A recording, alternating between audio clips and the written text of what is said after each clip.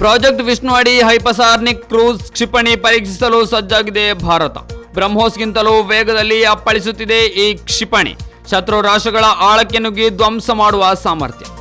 ದೇಶದ ರಕ್ಷಣಾ ಸಾಮರ್ಥ್ಯಗಳನ್ನು ಬಲಪಡಿಸುವ ನಿಟ್ಟಿನಲ್ಲಿ ದೃಢ ಹೆಜ್ಜೆಗಳನ್ನು ಮುಂದಿಟ್ಟಿರುವ ಭಾರತ ಮತ್ತೊಂದು ಸ್ವದೇಶಿ ಕ್ಷಿಪಣಿ ಉಡಾವಣೆ ಮಾಡಲು ಸಜ್ಜಾಗಿದೆ.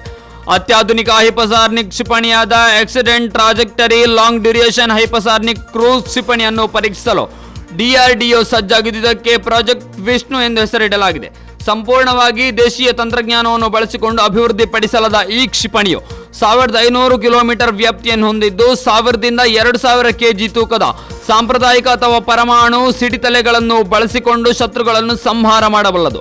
ಈ ಹೈಪರ್ಸಾನಿಕ್ ಕ್ರೂಸ್ ಕ್ಷಿಪಣಿ ಕಾರ್ಯಾರಂಭ ಮಾಡಿದ ಬಳಿಕ ಭಾರತವು ಚೀನಾ ಅಥವಾ ಪಾಕಿಸ್ತಾನವಿರಲಿ ಶತ್ರು ದೇಶಗಳ ಆಳದೊಳಗೆ ನುಗ್ಗಿ ಕೆಲವೇ ನಿಮಿಷಗಳಲ್ಲಿ ವಿನಾಶಕಾರಿ ದಾಳಿ ಮಾಡುವ ಸಾಮರ್ಥ್ಯವನ್ನು ಪಡೆಯಲಿದೆ.